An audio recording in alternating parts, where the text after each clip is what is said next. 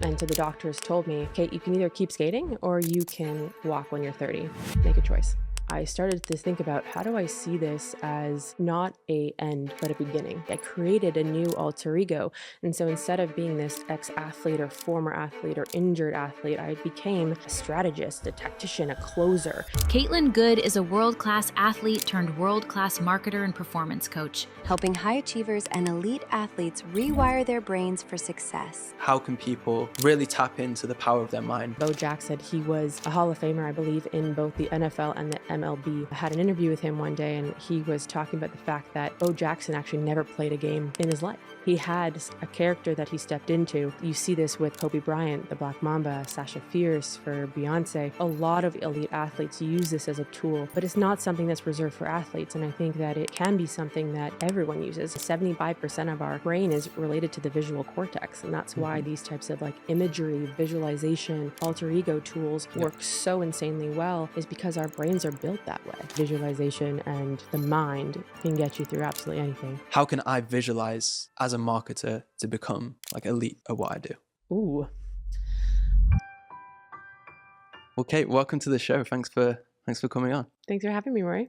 So the goal of this episode is I want to break down how you can use the science of visualization to become an elite performer in anything that you do, whether that's marketing, you're an entrepreneur, or just a professional trying to go about your everyday life and become world-class at what you do.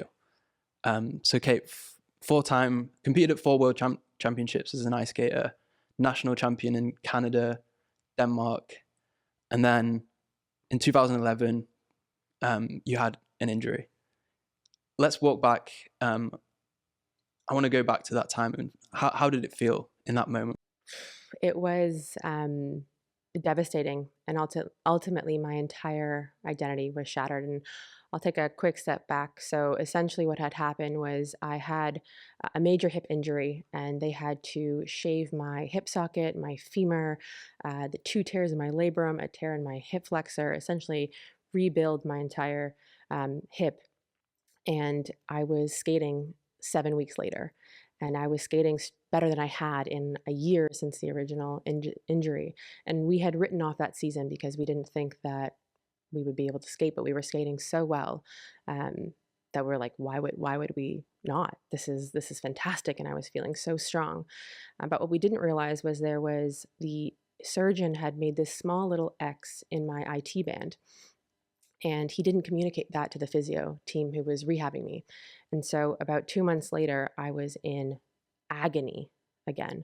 And I couldn't understand like what was going wrong. I had just gone to the US and done this immense surgery and finally was feeling great again. But I couldn't walk for more than 10 minutes. And so I had every MRI, X-ray you could possibly imagine done, and they couldn't find anything. And so the doctors told me, Kate, you can either keep skating or you can walk when you're 30. Make a choice.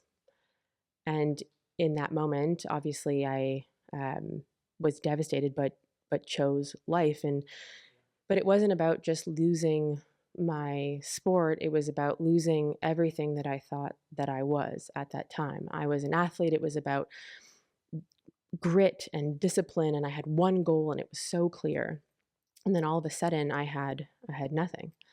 And so after the anger and the sadness and the fear and all those things, because I think that's a really actually important part of recreating an identity, is first letting those emotions come. I started to think about, how do I see this as not a end, but a beginning? And so I was like, what are the tools that I've used to actually create my identity as an athlete? And one of those is knowing that identity is fluid. It's flexible, and it's something that we tell ourselves as a story of who we are and what we do. And I just asked myself, what if I could channel that drive, that determination into something else and create a new identity? And so I was in a JMSB class doing a marketing presentation like we all do.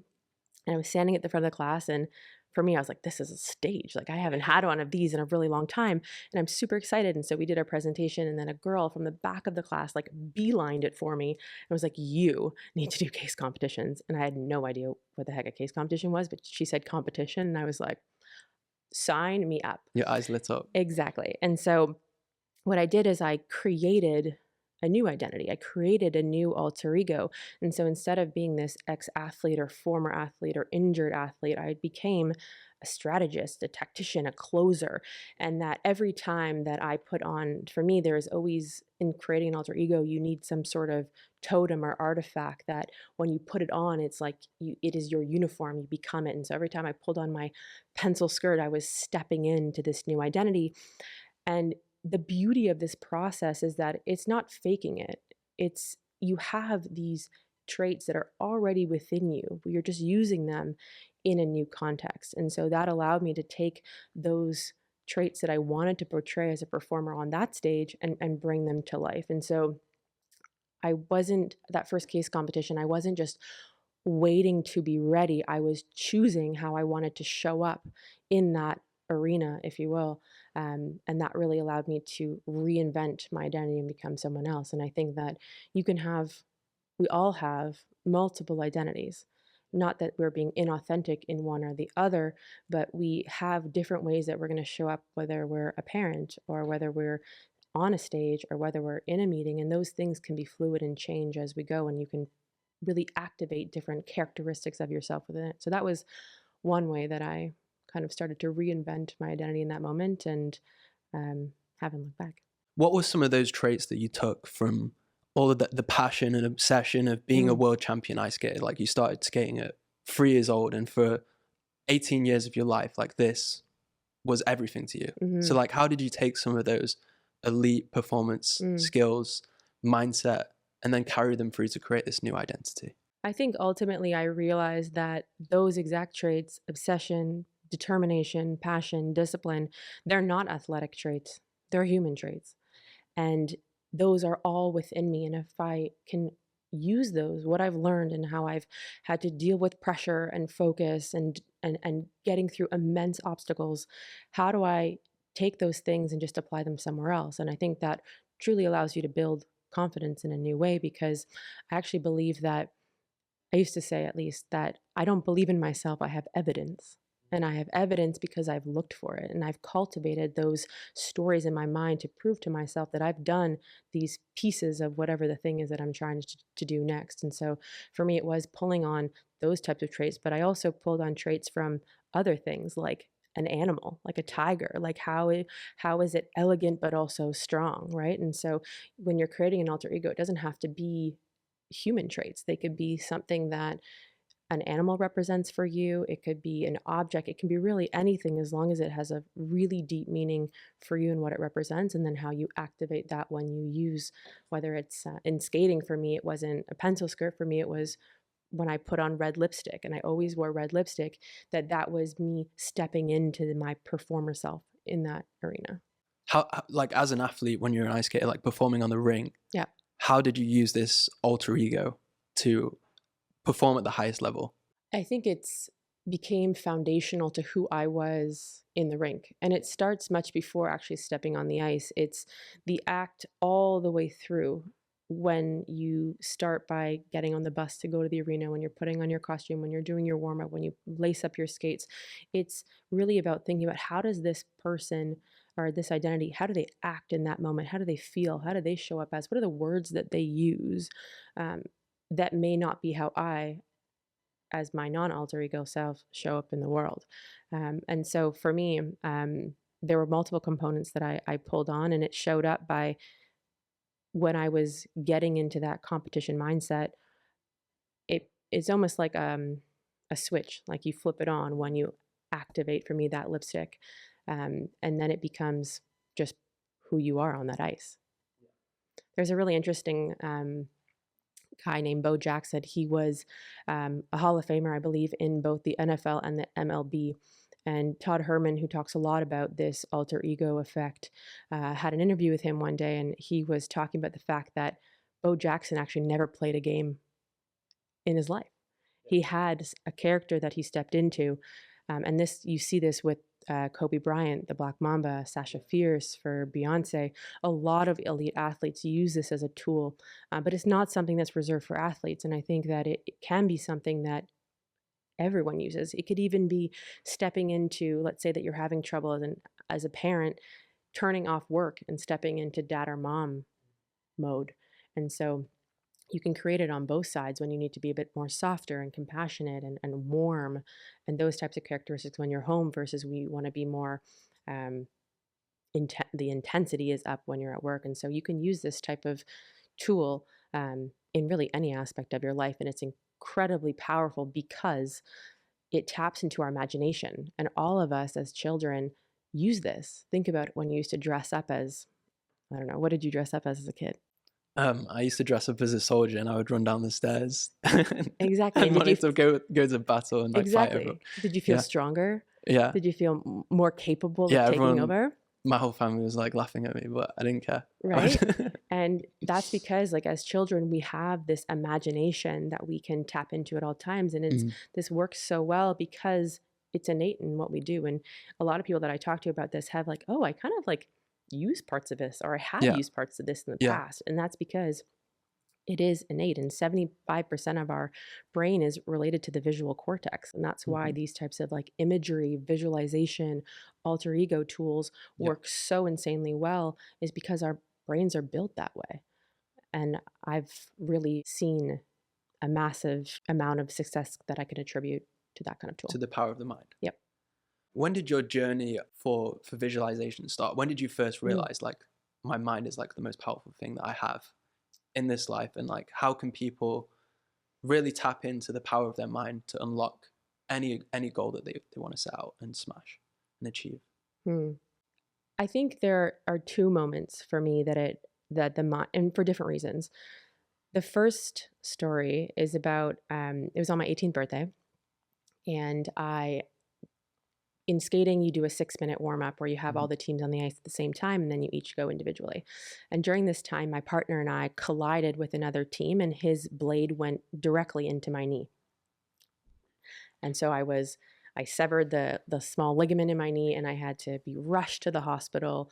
They put 10 stitches in, and I came back, um, and they were like, "Are you gonna still skate?" And I was like, at that point in my mind, I had a choice of whether or not I was going to run away and say no, or I was Mhm. going to face this immense fear that I had of like, can I even get through a program right now? I had Yeah. no idea. And so I went into the bathroom, and like, this is an important part of the story because I could have just like walked out and taken off my skates, but I Mhm. went in and I sat with myself. And then while my mind was like, oh my God, I don't know if I can do this. What am I going to do here? I stopped myself and said, look, how do I get to the facts? What is true right now? What is true is that I trust my partner, Yeah. I trust my training, and my body knows what to do. Mhm. And that is all true. And so in that moment, I was like, okay, we can do this. And I had a little pep talk with myself. I used these very neutral statements that were based in the facts. They weren't positive, like everything's going to be fine, because it was not. My knee was completely severed, couldn't feel it, but I Yeah. knew that I could trust my body to do it. And I knew that it knew what to do. And so we stepped on that ice. We gave an amazing performance, surprisingly. Um, and as we stopped in our final positions and I raised my hands, blood was like gushing out of my knee. But the entire audience stood up in a Yeah. standing ovation. And in that moment, it was like I had shattered all my beliefs about myself, because Mm. it wasn't about the celebration that I got through it. It was the fact that I no longer had to believe that I truly had done something, and I could build the confidence around the fact that I can do hard things and I can get through these moments. And so I truly believe that confidence is the result of taking action, not the prerequisite. And a lot of people think that you have to have confidence to go do the thing. I think it's the opposite. I think if you can embrace that fear and bring it with you and say, you know what, this is going to be scary, but if I can get on the other side of it, then I'm capable of really anything. And at that point, I was like, what else can I do? What else can I do? If I can skate through this, I can skate through anything. And in that moment was the first time I realized that the mind and using it as a tool, because I could have easily said like, why did this happen to me? Now I can't skate, or we're not going to be very good. But instead, I used my mind to control that language I use with myself to get to neutral, and focus on the next right step. And what was that action I could take, which was getting on the ice. That was the first one. I can tell you the next one if you Please, please want. keep going. The next one, and this one was much more powerful when I when I truly realized that visualization and the mind can get you through absolutely anything. My mom passed away 60 days before World Championships. And as you can imagine, as a young 20-year-old, I was just i- shattered, in shambles. Like, she was really my driving force and like everything behind what I believed in myself. And I was fortunate enough to be introduced to someone named Stephanie Hanlon, who is still my current mental performance coach.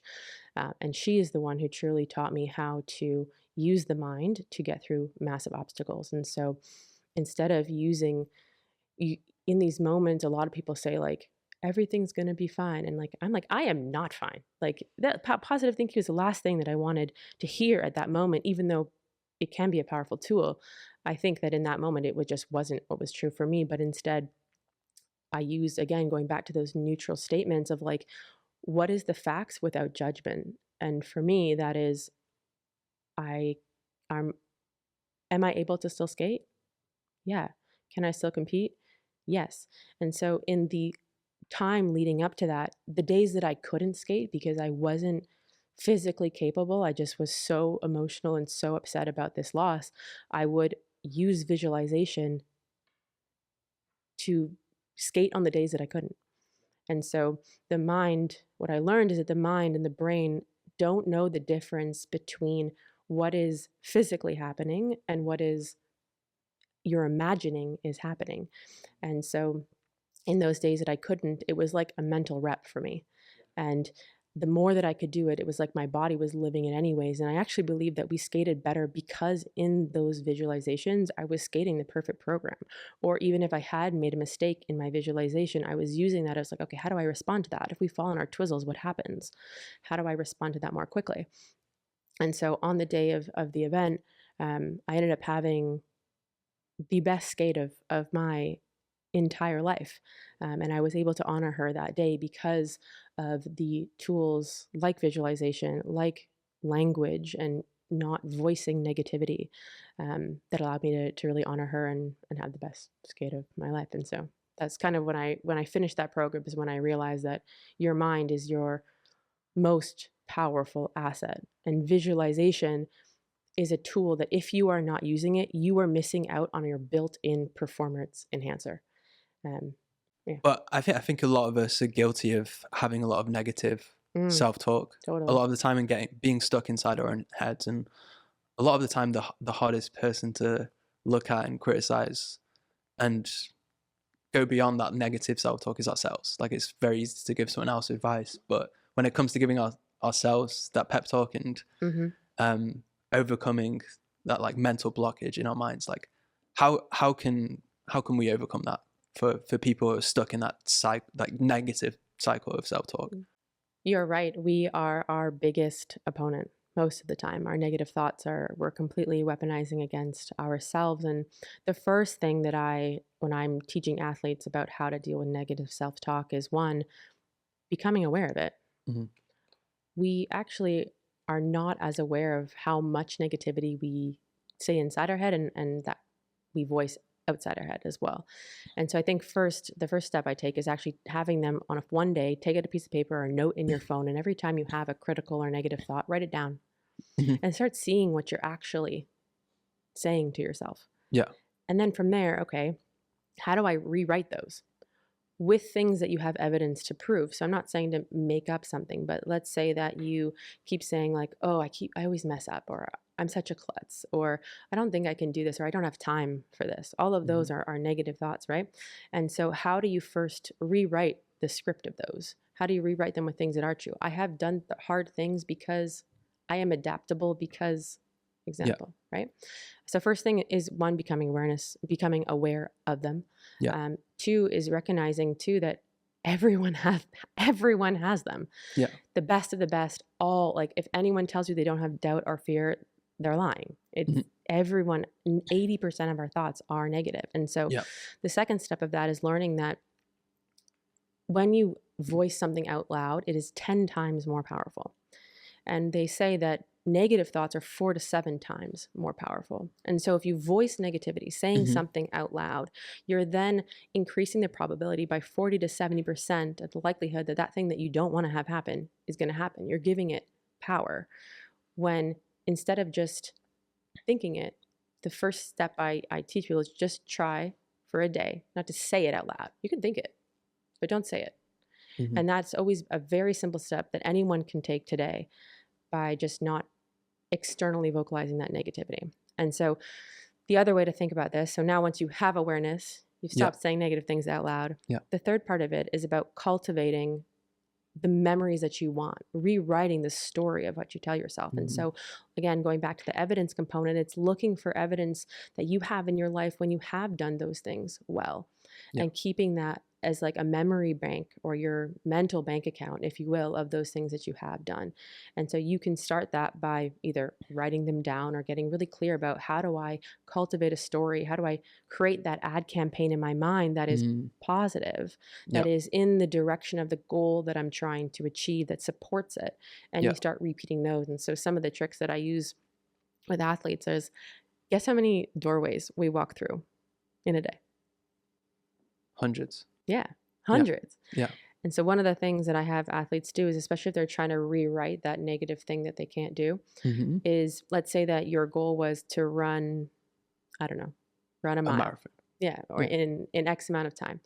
And so every time you walk through that doorway, you say, I run a 4-minute mile. No, that's super fast, but let's say, breaking world record. You know, break a world record. Okay. But straight to the highest. Highest goal. Why not? You need to aim high. Yeah.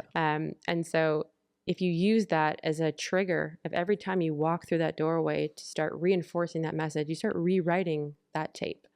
And reframing it in a way that can work for you, not against you. So using your mind in a way that's not debilitating you, but facilitating what you want.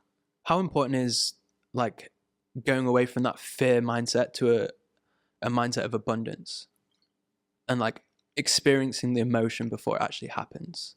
So I think there's a cycle of success. So you have your comfort zone. You're happy here. Everything feels great. Doing great. Yeah. Then you have your fear zone. And this is where you start to make excuses. You procrastinate. I'm just going to come slightly back this way. Yeah. Then you have your learning zone. And this is where like real magic can happen. And then you have your growth zone. And so I think that as you move through those, you have to think a little bit like a buffalo. And why I say that is because there's a fascinating difference. In Colorado, there's 2 animals that live on the plains, the cows and the buffaloes. Yeah. And when a storm rolls over the Rockies, what do the cows do? They run. They run away. Yeah. They run away from the storm. What does that mean? That they eventually, the storm catches up, and so they're in the fear and the struggle much longer, and it's more intense, and they have to wait longer to get out of it. Buffaloes, on the other hand, which are the only animal on earth to do this, but they actually run towards the storm. And that means while it's like super intense at the beginning, they are through it with less struggle, less fear, and it's over faster, and they come out stronger on the end. And so I actually just gave a talk on Monday to 20 Olympic athletes, talking to them about this edge of fear, because they are on the track to the Olympics in 2026 in Italy. Yeah. And so a lot of them are in that fear zone right now because everything is uncomfortable. They're learning new programs. They're trying to get used to, like, how do I make sure that I'm doing everything in this Olympic year? It's the Olympic year. Like, you actually have to take that a step back and recognize that when you're in this fear, when you feel it, it is your body giving you a signal. It's feedback. And in that time frame is when you're rubbing on the edge of that boundary. And our fear is always the greatest when we're on the edge of that boundary. And it's because our brain is built for survival, not success. Yeah. And so it's your brain being like, hello, stop. We don't know what's on the other side. I don't want to die. And so what it's doing is when you can push through that and bring it with you, as I said, you get on the other side, your brain realizes, I didn't die. Okay, we can maybe do this again. But it's that I think it's really important to face the fear. and Mm. bring it with you, because the things that are happening inside your body, especially if you are just about to do an interview or Yeah. you're about to go present on your first stage, Yeah. those nerves, those butterflies, it's your body's doing its job. Mm. And it's a signal in the way that I used to think about it, because I definitely got nervous when I got on my first world stage, or even on my first national stage, even my first provincial stage. Yeah. I was like, you feel it, you feel the emotion. And the way that I flipped the script in my mind was that this is my body pumping me with chemicals, Yeah. adrenaline, Yeah. and telling me, okay, this is what you need to be faster, smarter, more agile. And Mm. so I looked at it as jet fuel. Mhm. So instead of it being butterflies and making me nervous, I learned to look at it as like, oh, This is a positive force. here we go. Like my body is getting ready to help me get through this thing. And so when you start reframing it as those things, that's when you can get through that fear and into the learning zone, which is where a lot of growth happens, and then into the growth stage, which is where you can achieve things on an Olympic stage. I want to go back to the point you mentioned, building an ad campaign inside of your mind. Hmm. Obviously now you're a world-class marketer, gone from world-class athlete into marketing. When was that first moment that after you were recreating your identity from scratch, you decided, like, I want to pursue and jump into marketing? I think a little bit of it fell kind of into my lap. As I said, that girl just beelined it for me and was like, you are going to be this. Yeah. But I feel like when I was making that transition and using visualization, there was always an element of creativity for me. As a performer, as a figure skating is as much science as it is art, as it is sport. And so there was always a very artistic side of me. I was always drawn to art, and I used to paint a lot, something I need to do more of. But there was always a creative element. And for me, I found that marketing was a way to truly like communicate in a different way. And you have to understand the science of why people buy and what makes people move. And skating was really similar. My partner would do something with his hands and it would make me move. And why did that happen? And how did we create an interaction between partners, between us and the audience? All those things, as I was trying to make the audience feel something. I was trying to make the audience move towards something, or the judges feel that our connection was stronger than anyone else on the ice, and that our elements were a story that we were telling in our performance. Marketing is really similar. Marketing is all about storytelling. Everyone says that, right? And so I think that when I decided to go into marketing, it was like this new field that I could be creative, that I could tell stories, that I could really try to help people move towards whatever that goal is. And so I think that that's where that initial pull towards marketing came, because it just became another outlet for me to Another stage for you to express your exactly. creativity. Yeah. So you were one of the first 150 players at Lightspeed. I was, yeah. And you took 5 flagship products go to market in 5 years, took Lightspeed from that small team to a public company, to IPO. I want to break down how you achieved that, talk about some of the successes and case studies, and how anyone out there listening, any marketer out there who wants to build a world-class team or kill their next product launch. Take me back to the beginning of your journey with Lightspeed, when you were a young marketer fresh out of Concordia. Yeah. Actually wasn't even fresh out of Concordia. Yeah, they poached you before you even finished your Exactly. studies. I was on it was called JMUC at the time. I think it still is. So we were responsible for being part of the organizing committee to bring cases into the competition. And that's how I was introduced to Lightspeed. And through that process, halfway through, they were like, we need to hire you. And I was like, I have 2 years left of school. And they're like, we don't care. So I put my school on part-time and I worked full-time and then did school at night and all through the summer. And the thing that I like to do is actually, how can I challenge myself the most? And so I knew that I loved marketing. I knew that I wanted to do marketing eventually, but I was going into a tech company that I knew nothing about at all. And so I was like, what is the most difficult thing that I can do that will really put me out of my comfort zone, put me into that fear zone that's going to help me grow? And so I actually started in product management, and I knew nothing about product management. Somehow they hired me. And so I did that though for two reasons. One was that I knew that if I really wanted to market effectively, I had to deeply understand our customers. And the second part of that is really understanding why the products are built. What are they trying to solve? And putting myself in a position that I had to figure it out. I had to understand, like, how are products built? What do the engineering teams care about? How do you do product management? And then very quickly, I realized that what we were selling, what we were marketing, what we were developing were all very disjointed. And so I went into Dax's office and said, I want to be the person that solved this. And so actually ended up creating the product marketing department inside Lightspeed. And we were responsible for all those product launches. And so I think that my first piece of advice is to put yourself in a situation where you have to figure it out and do something that's hard.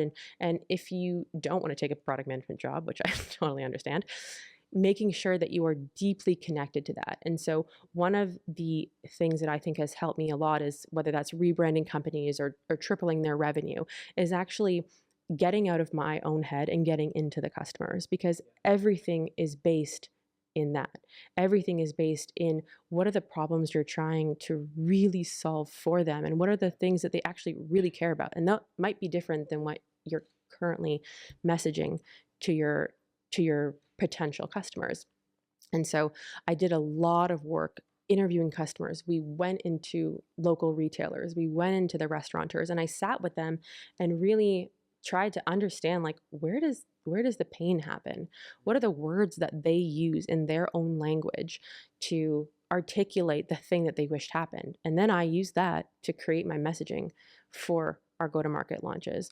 And one of the other components that I think is really important when you're doing go-to-market, or when you are taking a new product to market, is making sure that all the functions are involved.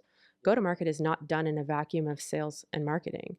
It is done with the entire company. And when you can get the entire company around what you're doing, that is really when you have like massive momentum. And so one of the things that I've done is, I guess you can call it like a marketing moment. And I would either manufacture them, or if we had a big launch, I would get the whole company excited about this one day. So as an example, one of the products we were bringing to market for Lightspeed Restaurant was this concept called a self-order menu, which is essentially like a small iPad that people can order on their desk.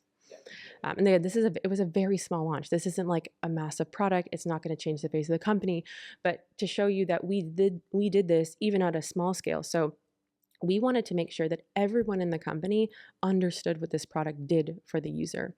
And so what we actually did is, one of the beta customers that we worked with, and this is a really important part of go-to-market, is making sure that you have alpha and beta customers as part of your go-to-market, not just for product development, not just for thinking about getting feedback on, is the product doing the thing that we need them to do, but I used beta customers in my marketing.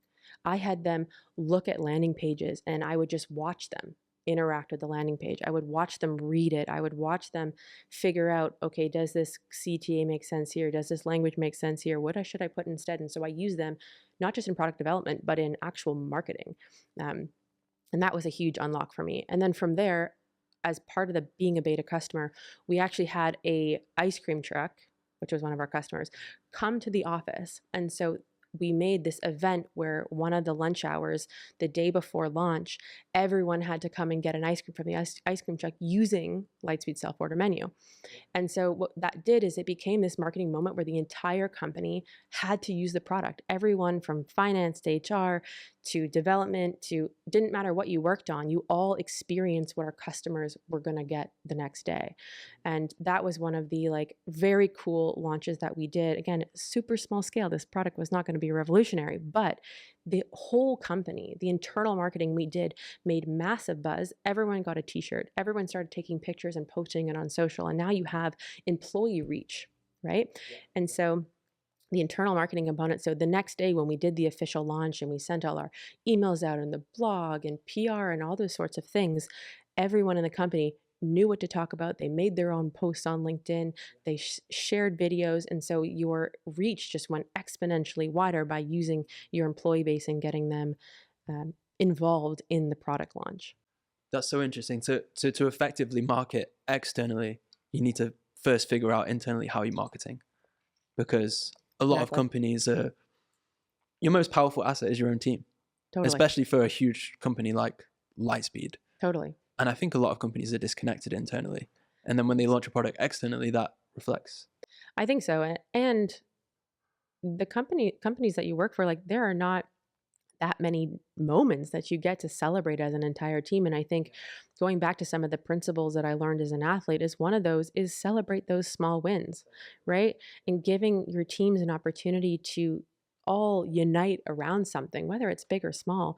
We did a very similar playbook when we launched Lightspeed Payments, which was actually like changing the face of the company, right? Going from a point of sale to effectively a payment facilitator. And so when you start to create that sort of culture within your marketing team and within the organization, everyone becomes part of the marketing team. And then it's just so much fun. Yeah, and you're stacking momentum. Like everyone's bought into what you're doing. The next time you pitch a crazy campaign, and we're like, let's do it. We're in this together. Exactly. And so that was like one of the ones. Some other important pieces of product launches that I think maybe people miss. We talked a little bit about the messaging directly with beta customers. That's huge. Making sure that there's multiple teams involved from the beginning, internal marketing. And I think ultimately being bold and doing kind of crazy ideas. And you can make your launch look bigger than it actually is. And there's a few ways that you can do that. So one of the ways that I've done that is, so this is actually a more recent example, not a Lightspeed example. But if you think about an event, right? Usually people have your booth and your sponsorship packages, and it's always the same, and everyone does the same thing. But the way that I think about these types of launches is like, where do our customers hang out and where are they actually going to be? And so questions I like to ask is, let's say that you have an event and it's in this one location. How are people getting to that event? Is it by train? Is it by plane? Is it driving? Like, who's going to be at the event? Who are you targeting? And then I ask, okay, so how are they going to get there? In this instance, let's say that there's only one road to get to this location. And so instead of sponsoring a package like everyone does, or the happy hour or the lanyards, what if we took out a billboard? What if we took out a page from a direct to consumer brand and made a massive billboard on the one highway that every single one of our customers has to drive on to get to this event? And so when you start thinking about outside creative ways to activate campaigns that bring it to life, again, like, it's having this really bold element that people or other brands are not thinking about. When you start to ask yourself, like, again, like, where do people go for information? How do I be there? How are people going to get to this event? Is there a way that we can just have a bunch of people stand outside and give out open doors for people, right? There's so many different ways that you can think about it, but you have to approach it with the discipline to say, okay, this is how we usually do a launch. How can we like do kind of a crazy experiment? And the way that I got those things budgeted, because that's always a problem that we face as marketers, is like, how are you to convince a CFO to be like, let me spend money on Kate's crazy ideas? Is in my initial budget, I always add a line that's called experiments. And then I can use that budget to do these crazy things. But I try to do them on a really low budget, or at least a low scale. And that's kind of how I usually get it. How do you like justify and attribute value to it, to that CFO who's truly questioning, like, okay, is this really necessary? It's hard, but there are ways. So if you're a SaaS business and you're using a software like Gong, who records all your calls, you can train it to look for podcasts that you're spending $50K on. You could train it to look for, oh, we saw a billboard. Like, you can train it to look for those things, and that can be a really clear indicator of success. I think the other way is to evaluate it against two markets. So let's say you do a billboard in one market and you're doing another event in another market that are relatively similar. You can look at whether or not in that market you got higher web traffic, that you got higher engagement on LinkedIn, all those types of things. So you can measure it against each other.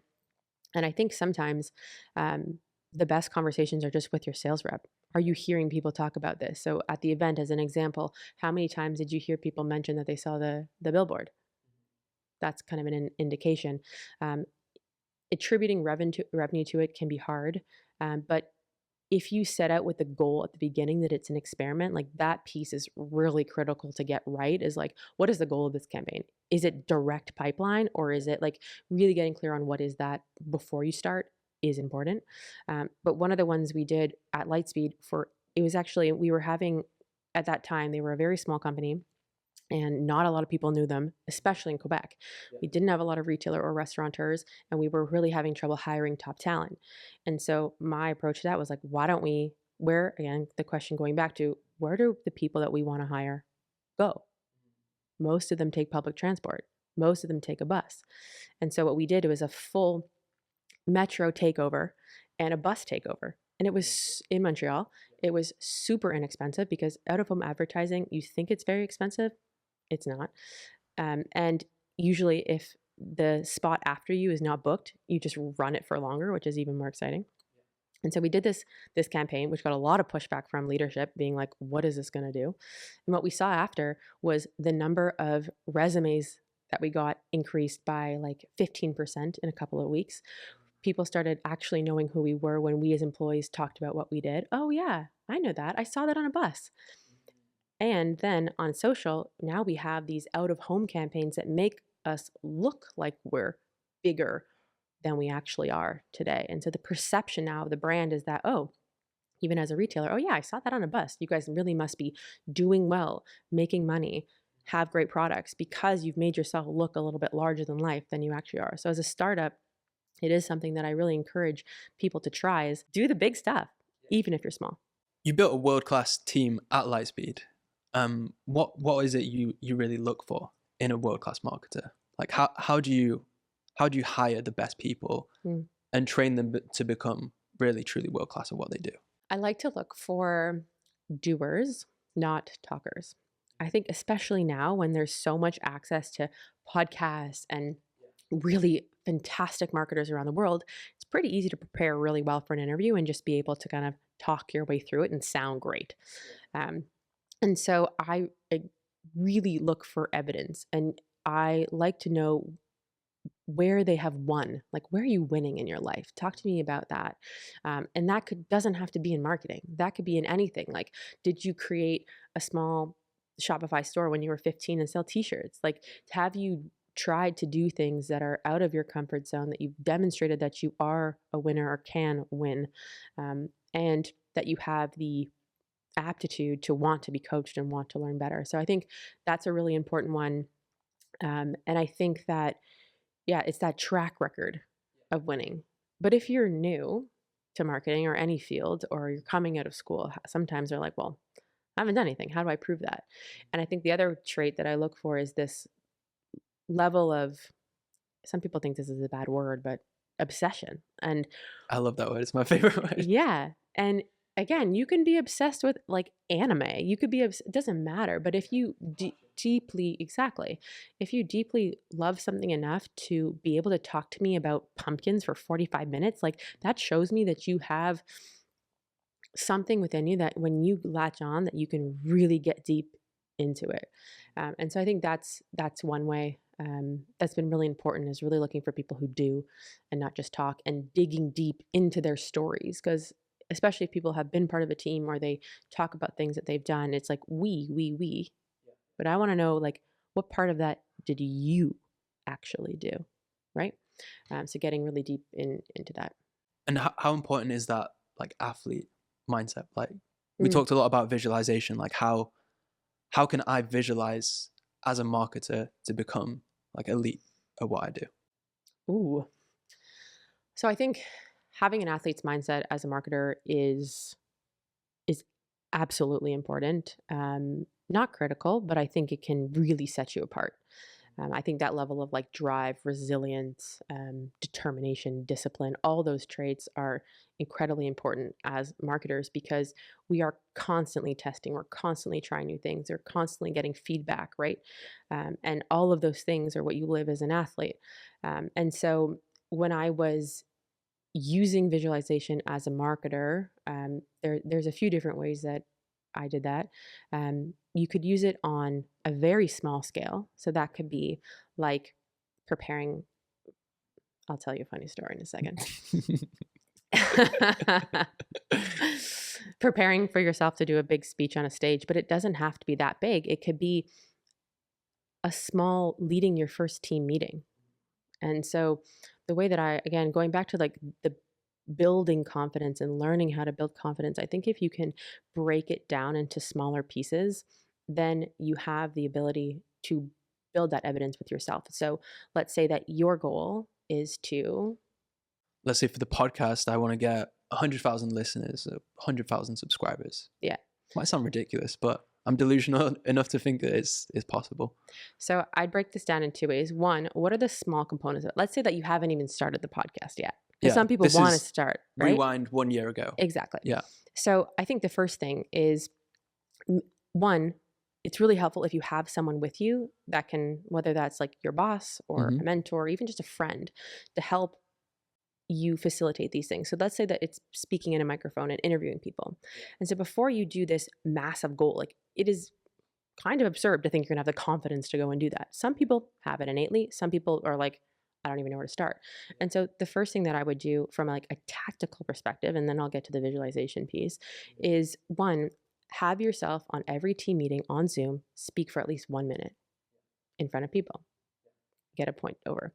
The next call, you speak for 3 minutes. The next call, you prepare something in advance, some questions that you have for your team, right? If you want to be a podcaster, it's about research. It's about really knowing your guests beforehand. And so then you have yourself speak for 5 minutes. And then you ask your boss or whoever to make sure that you can then lead a part of that meeting. And now you're public speaking in front of others. And then you're leading a whole meeting. And then you're presenting something in front of a group. And so now you've kind of built the blocks up to this task of creating a podcast or creating a presentation on stage, that you're now getting more comfortable talking in front of people, talking in front of a microphone, right? So that would be the first from like a tactical perspective. From a visualization perspective, the way that I think about visualization is a lot of people think it's about this daydreamy, reserved for athletes, like have to be creative. It's totally not true, but it is essential. And the way that I would break down trying to get myself to start a podcast or be on a podcast is first writing down, what is that goal? So yours is clear. You want 100,000 subscribers by when? Next year. 1 year. Okay, 12 months. And so the first step of visualization is getting really, really clear on what that goal is in a detailed way.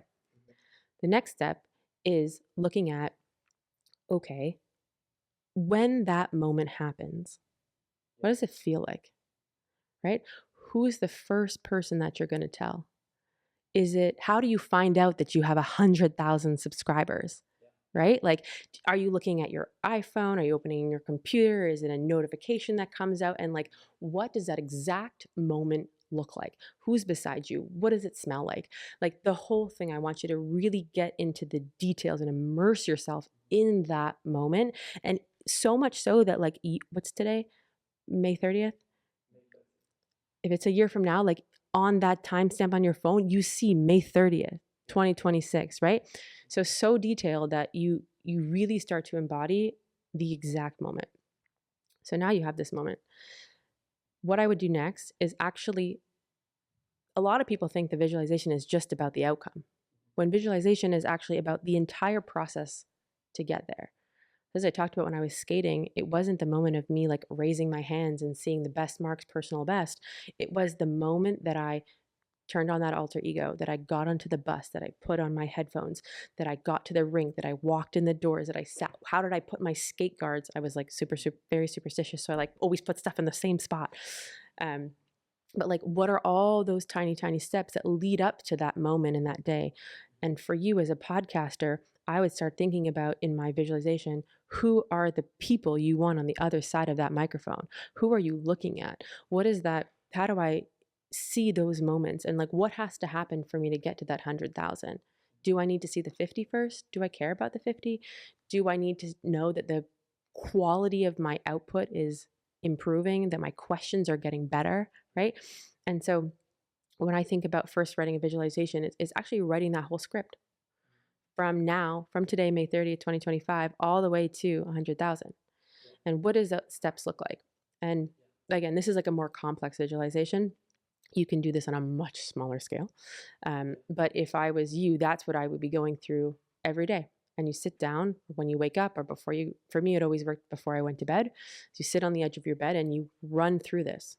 What are the next steps that I need to take? Exactly. Because I think it could be overwhelming if you have like a crazy, what seems ridiculous goal. I think that's great. You have to shoot for the stars. Yeah. But then breaking that down into like small steps, and then it's almost like gamification. Like I'm playing a video game, and each level that I pass is one step closer. Exactly. And that's why the script is so important, because it is about the process. So what are those checkpoints for you? Where does that visualization matter? So in a skating program, it's the specific elements, and then you have the run through of the whole program.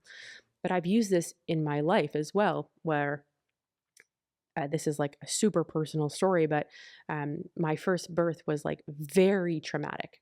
I was in labor for 5 days and ended in an emergency C-section. And so I really wanted to rewrite that story. And I was like, okay, I'm going to use visualization to do this, because this is the outcome that I want, which is a natural, unmedicated birth. And I kept not being able to see it. And so for me, that was an indication. And when you go through these visualizations, if there's times when it's black or you can't see it, or you fall or you make a huge mistake and the podcast is horrible, like how do you recover from that? And so for me, it was an indication, a signal that I had this fear that I hadn't faced. And to get over that, I took this exact process that I just walked through with you. For me, it was that having that unmedicated birth, creating the script of what that looked like all the way up to it. And then the piece that I used was actually YouTube. I watched people have the thing that I wanted to have. So for podcasting, I'm sure you watch a lot of podcasts, right? But it's about watching someone do the skill that you want to do and using that as an architect of your script. And so seeing the things, writing them down, and then rehearsing them almost daily. And again, this doesn't have to be done. You can see improvement from in as little as like 2 weeks. And so for you, how I would break this down is, if there's a particular part of your podcasting that you want to get better at first, that you think is going to help you get to that 100,000, that's what I would be visualizing. So maybe it's like the way that you ask questions, or the way that you respond, or the way that you come back with feedback to keep the conversation going. Whatever those things are, it's getting, again, really clear on like, what is that one goal right now that's going to be your first milestone to get you to that big one. It's like mood boarding, that like mental ad campaign inside your mind. Like, for example, taking inspiration. Like I take inspiration from a lot of podcasts, and I've brought in a lot of those elements to this show. And I'm going to continue doing that to keep stacking those wins and momentum to get to where I want to go. Exactly. And then it's like giving yourself extra reps. So we can only record a podcast pretty much, well, once a day if you really wanted to, but let's say like, or you could batch record and record 5 in a day, and then right. But what you can do on those days our that you're producer's shaking his head. No. What you can do on those days where you're not recording is your mental rep, right? And there's a study out of the University of Chicago which just shows how fascinating this work is that they took a group of basketball players and they divided them into 3 groups. The first physically did their free throws. The second only visualized, never threw a basketball. And the third group did nothing at all. And what they saw was that the accuracy of the first group, who actually physically did the throwing, improved by 24%. The ones who just sat there, never touched a basketball, improved by 23%, which is insane, which means that your mind can actually, it's like growing your muscle without actually ever lifting a weight, which is another study that's been proven as well. And so this tool is just so immensely powerful, and it gives you more repetitions of the things that you want to achieve, which just accelerates the way that you can achieve that goal in the time frame that you maybe never thought possible. And this same framework can be applied to any marketing campaign. Like any marketer launching a product, all right, this might sound like a crazy goal, but we want to get 1 million eyeballs in a 6-month period. Might sound crazy, but if you unite your whole team around it, you break down into micro goals. This is what we're going to do from now until this 6-month checkpoint. And we're going to keep stacking momentum to get to this, what might seem crazy, but Yeah, achievable goal. totally. And I think it is important though to note that this is a tool on top of actually doing the work. You can't just visualize your way. Well, you can grow your muscle a little bit, but you can't just visualize your way into winning a championship, right? You actually have to do that work. But it is a performance enhancer. So the way that I've done this as a marketer, when I was working for a company called Legacy, which is a sperm testing and freezing company. And again, going back to like, how do we take advantage of things like events and think more boldly? We Yeah. were going to have all of our customers at that point who were urologists. So these are like penis doctors Yeah. who are usually very quirky people, to say the least. And I was like, how our goal was to help change the outdated view that fertility is a woman's issue and that it's an everyone's issue. And we knew that these urologists, their goal was to help people understand men's health and fertility and things like that. And I was like, how do we combine these two things? And so I was like, we need to ask them one simple question. Yeah. What do they want people to know about sperm?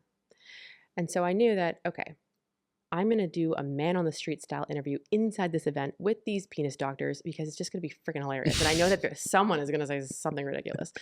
So what I did to prepare for that though was visualization, because we had no idea who we were going to meet, what doctors, was this content actually going to be good, or we were just going to meet like very boring doctors that were going to be like, if you get a vasectomy, you actually, like we didn't know what we were going to come up with. But in my mind, I was like, okay, how am I going to prepare for this? And so I actually did these same things. I wrote out, okay, what is my goal? I want to have a viral piece of content that tells people what they should know about sperm. That was my goal. And I knew that I wanted over 5 million views on this piece of content. Yeah. The second thing I knew is I wanted to find a very like charismatic doctor in this whole event. There must be one of them. And I know that I'm going to find him or her. And so in my visualization, I got really clear. And so what I wrote in that entire script was the moment we got to the event, what was I going to be wearing? How was I going to find this person to interview? What was I going to ask them to get them, one, to say yes to a man on the street interview? Yeah. Then what was the interview going to look like? What were the questions that I was going to ask? And so I was able, up 2 weeks before this event, able to replay that in my mind so that I knew that once I saw this person, I knew that I couldn't tell what their face looked like, but I knew that there was someone that was going to be that. And so lo and behold, at the event, I went through this entire process. I ended up finding this like hilarious guy named Jonah, who we recorded this video. He agreed, as I thought. I asked the one question that I had planned to ask in my visualization. What was that question? What do you want people to know about sperm? And then he started talking about how sperm has just as much fructose as Fruit Loops, which is a very cool fact. Anyways, we can go on a whole other tangent about sperm, but we won't go there. And so we recorded this video. It ends up going viral and getting over 6 million views. Wow. And so this tool, again, it's a performance enhancer because I had prepared for that moment. I knew kind of what I wanted to look for. I had asked that question multiple times in my mind, and I knew how to get that kind of like quirky answer out of someone if you can target the right person. And so that's how I've used it in a marketing way. And fast forward to today, you're now head of marketing at CMG, global leader in simulation for oil and gas. Obviously, oil and gas is a legacy industry with a lot of old ways when it comes to marketing. So how have you come into that new role and new industry? And how have you found it so far, like overcoming that challenge? It's a very fascinating industry, I will say. I do believe it's kind of stuck in the 70s in terms of marketing, which is, again, seeing just a whole open field to try new cool stuff. I think I've come into it with all these kind of bold ideas and knowing that if you do marketing like everybody else, you're never going to stand out. And it's boring. And marketing is supposed to be fun. And so I think for me, I've brought into it a different element. And so for those people who are in industries that are traditional or seen as really corporate or don't have a lot of this kind of like direct to consumer angle, I think it actually comes down to the fact that you are marketing to humans. And people love stories, whether you're like a heavily technical engineer or not. If you can relate to the person behind that brand, I think that you can really begin to move the needle in meaningful ways. And again, it's like getting out of your head and into the customers. What is the things that nobody else is asking them? Like, How do we help you become the hero of your company? What do you really want? Is it to get promoted? Is it to be seen as your company is really someone who has made a massive impact? Like getting underneath the motivations of that person, not the role. And I think that coming in with that angle has helped me look at oil and gas and look at this industry in a very different way that our competitors are not. And how do you differentiate? Like, how is CMG truly differentiating with the competitors in the simulation space? I think historically we've had the gold standard in reservoir simulation, whether that's CCS, unconventional, whatever the process may be. And I think that that has been a differentiator for a long time, and really got them through 47 years of really being dominant in this space. But I think right now, while the products are still have the best physics, have the best science, we need a little bit more right now. The generation is changing. People are changing. The world is changing, and the way that you market needs to change. And so you can't just rest on the laurels of your product. You need to approach the market in a much more human way. And I think that that is the type of like refreshing content that people are looking for. I think as well, we know that in oil and gas, there's this aging out, right? A lot of the people who are these very high level expert engineers are starting to retire, and their expertise is going with them. And so how do you make sure that you remain relevant for a new generation? And that goes back to, where are they consuming information? How are they learning? How do they want to interact with brands and products? And I think that if you can differentiate, that you don't have to have the biggest budget, but if you can market better, you can still win. And I think that this is a time that is ripe for bringing a new face to how we market at CMG. And how you differentiate is how your customers feel when they interact with you. And I think that can be exploring different channels like video, like podcasting, like just being the most helpful brand in the space and really helping these engineers be better at what they do. And again, that's deeply rooted in CMG's history.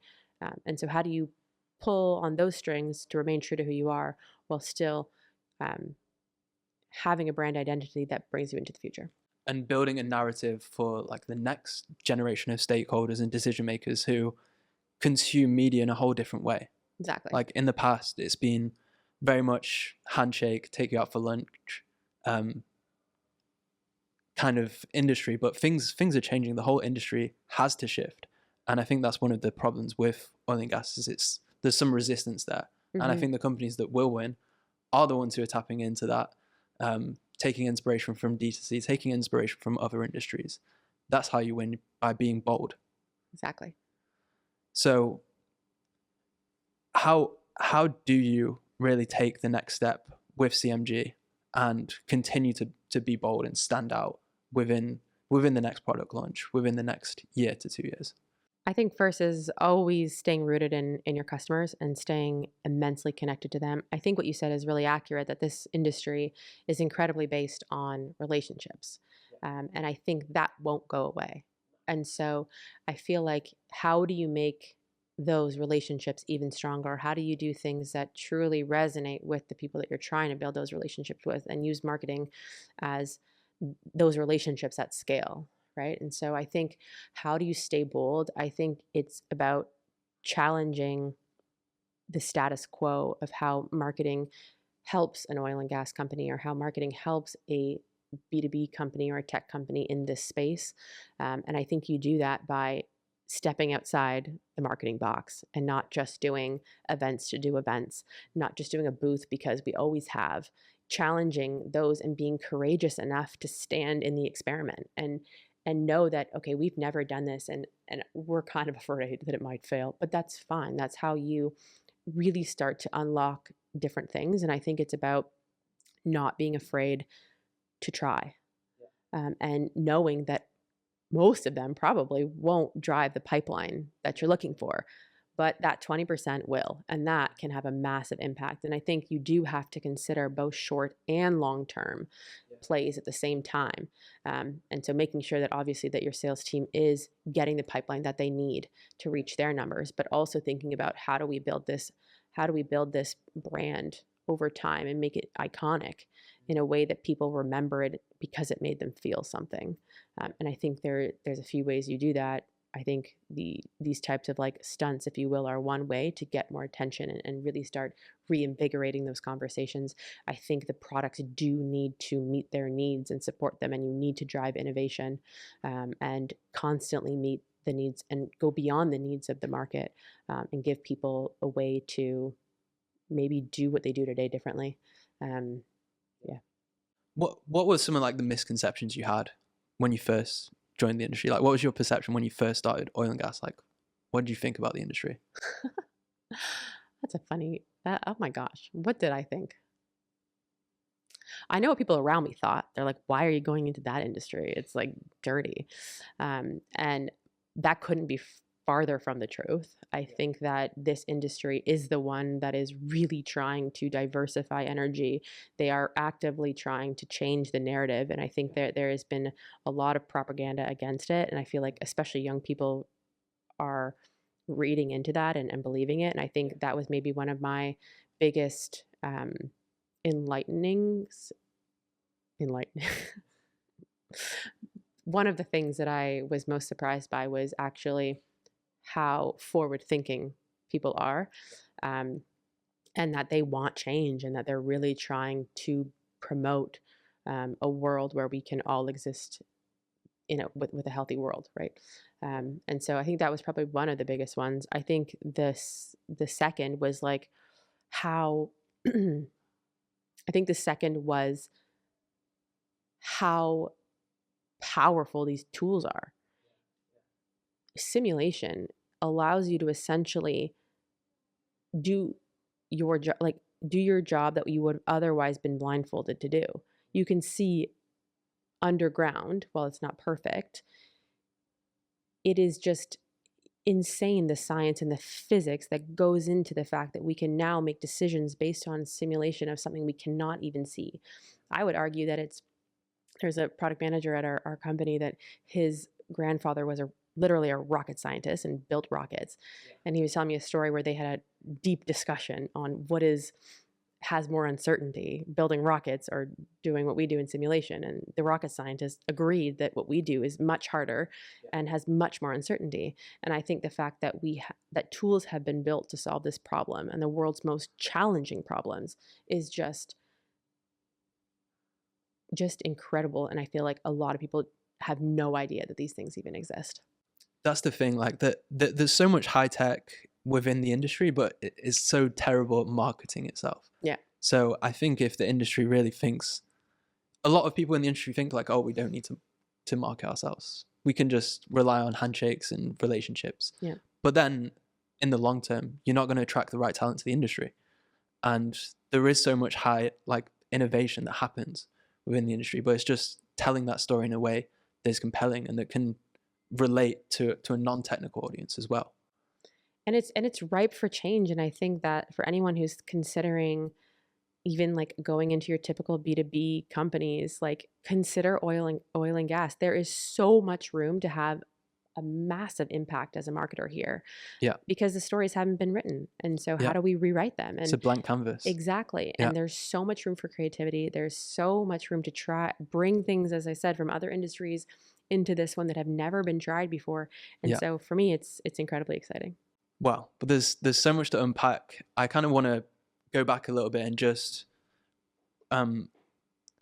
for our listener out there, what can I do today? What's one visualization technique I can do this week to improve my mental performance and perform at an elite level? I kind of want to recap what we've discussed.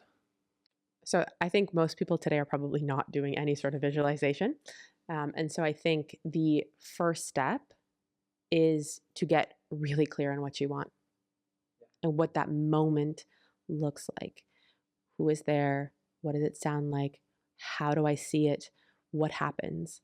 And getting really detailed, the important piece of that is how does it feel the moment that happens? So that would be the first, is really getting clear. And that would be the first step beyond anything else. The second would then be, before you, if you think writing a script is a little bit too intense, which is pretty easy, I would suggest that you just take that very small moment and a very small milestone you'd like to achieve next week or in 2 weeks from now. Write that one down and just try to close your eyes and see it happening. And just start there. And if anyone needs help, you can reach out to me. I will help you write your script. I am here as a resource, so please don't hesitate. But the first step is one, getting clear, and two, just closing your eyes and trying to see it happen. And you will be amazed what will come to fruition. And if you could go back in time to that young 21-year-old version of Kate who had to recreate herself and transform and build this new identity, what advice would you tell her after everything that you've experienced in the past decade? Focus on relationships. They will be what can open so many doors for you. I think that that's something that I've learned over time is relationships are so critical. And the first relationship is with yourself. The second, I would say, don't wait for it to be perfect to start. And the third would be think bigger and believe in yourself. And final question for you, Kate. At the end of the day, what does it all mean for you? What does happiness mean for you? How do you define that? I think happiness means for me a feeling, I want to say, at peace with yourself, with where you are, and recognizing the beauty that is all around us. And I think that's something that I've learned from my kids. Like, they look outside and they're like, a bird, wow, it's flying. And there's so many beautiful moments in the day. And I think if you can slow down and see that, and they could be little moments where, like, your partner looks at you in a certain way, or just that my favorite feeling is like the heat of the sun on your legs. Like, just small little moments like that for me is recognizing the beauty in the small things, and that brings me a lot of joy and happiness. Just want to say thank you. I'm very grateful to have the chance to work with such an elite marketer and someone who's just has such an incredible mindset, and I'm very grateful to get the opportunity to learn from you and continue to better myself. And I'm going to keep trying to work on these visualization techniques and practices to unlock my mind. So I really appreciate everything that I've learned just so far working with you and for this conversation. Where can people find more about you and learn more about visualization? Well, first, thank you, Rory. It's been an incredible pleasure to work with you and here today. Thank you I really appreciate your inquisitive nature and the deep questions that you've asked to make me reflect on my journey. So thank you. And people can find me on LinkedIn, Katelyn Good, Instagram, Kate_Good. I think actually there's 2 underscores. Yeah, feel free to reach out, DM me any questions that you have. In terms of resources for visualization, there are a lot. There's a lot on YouTube. There's a lot, but I feel Dr. Tara Swart has a lot of really interesting information that she puts out on it and the science behind it. If you're more curious on the neuroplasticity and what's happening actually in the brain of why it works. We're going to watch back this episode when we hit 100,000 subscribers. Yes! This was it. This is it. This is the moment. Thank you so much, Kate. Awesome. I appreciate it. Thanks, Rory.